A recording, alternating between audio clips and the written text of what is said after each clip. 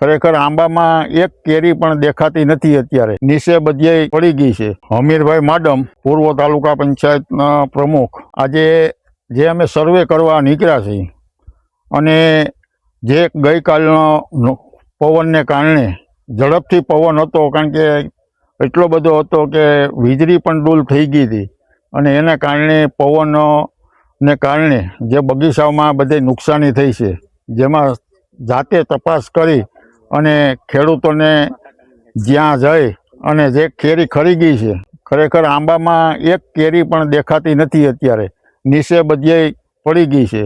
જેથી આ નુકસાનીને પહોંચી વળવા સરકાર તો આપે જ છે, ખરેખર બધાને મગફળીમાં પણ એટલી સહાય આપી હતી અને આમાં બાગાયતમાં એટલી સહાય આપે એવી મારી લાગણી છે। કારણ કે આમાં જે ખેડૂત છે, ખેડૂતોને બગીચો હોય અને બીજા પણ બગીચાઓ ઇજારો રાખતા હોય છે।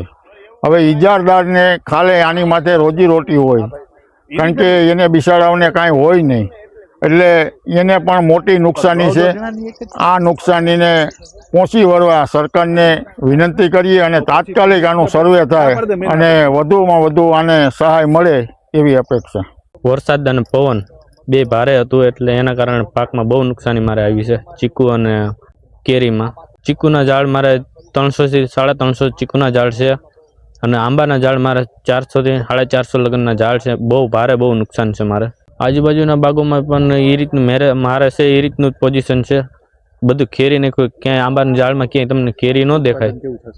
ઉત્પાદનમાં હવે ઉત્પાદન નહીં આવે, કાંઈ વસ્તુનો લાભ નહીં થાય અમને। અંદાજે 7 થી 7.5 લાખની નુકસાની થશે મારે।